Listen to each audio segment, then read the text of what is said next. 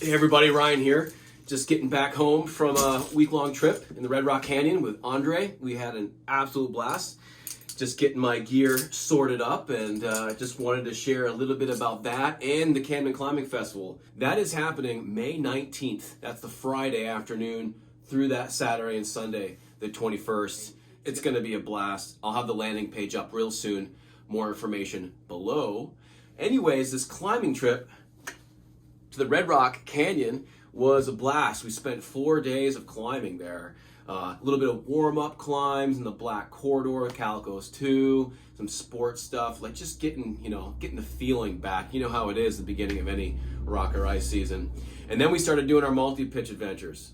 We climbed the Great Red Book, which is this absolutely fantastic multi-pitch left-facing corner system. And at first glance, it doesn't really look like much until you get on it. And some exciting laybacking and face climbing, some sections that are a little bit run out, mostly trad, a little bit of sport.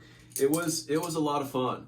And then after that, this is day one, mind you, we went over to the White Rock area and climbed a 6-pitch 5.7 plus called Tunnel Vision, which I climbed for the first time in 2019, kind of on a whim.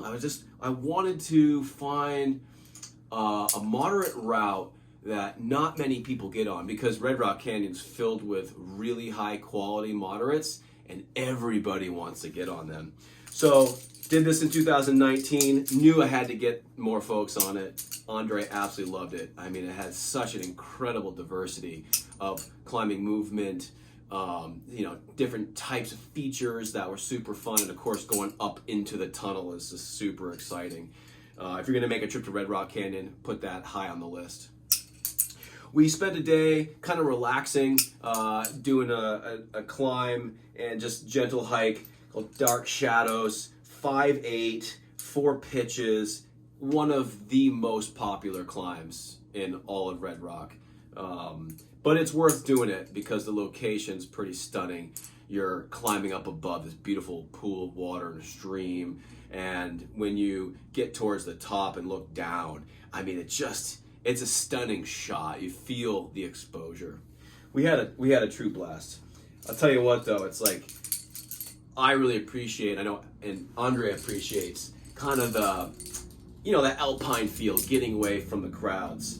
And we did that for the most part on our last actual climbing day.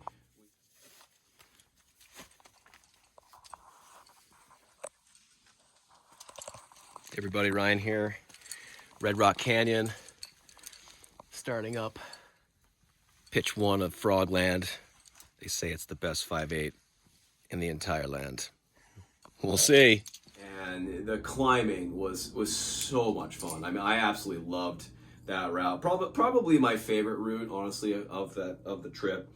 And it's just like when every single pitch is pretty memorable, like that says something about a route. And when there are certain pitches on this route and Tunnel Vision, other routes you may have done, that are just like, I've never seen anything like that before. Those are the memorable ones. And certainly that like second to last pitch where we're going up through this massive block that's pinched in between these two walls. You just kind of got to get your way up through. I mean, it was super fun. Yeah, we had a blast, and definitely thinking about what's next.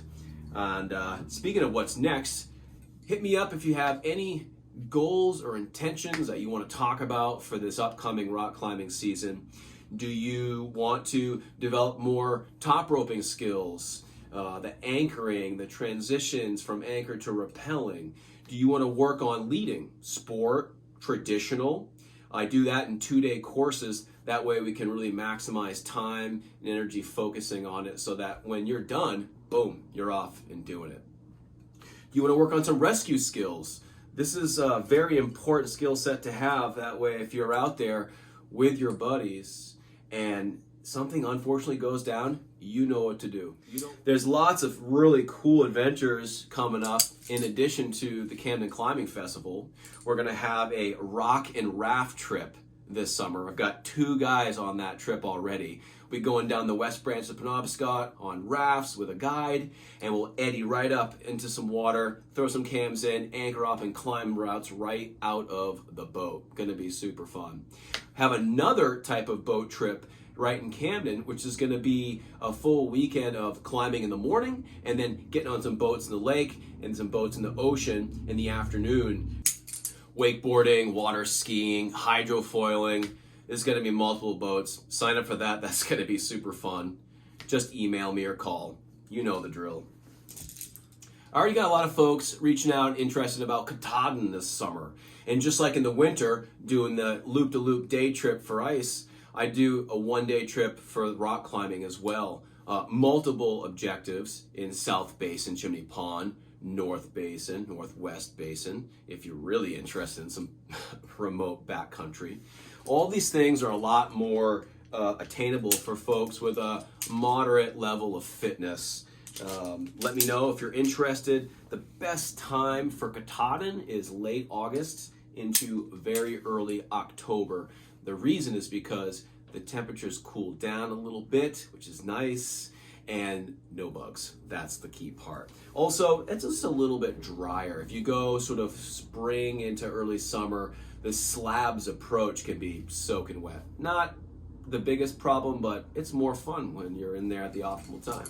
Looking forward to hearing from you. Safe climbing.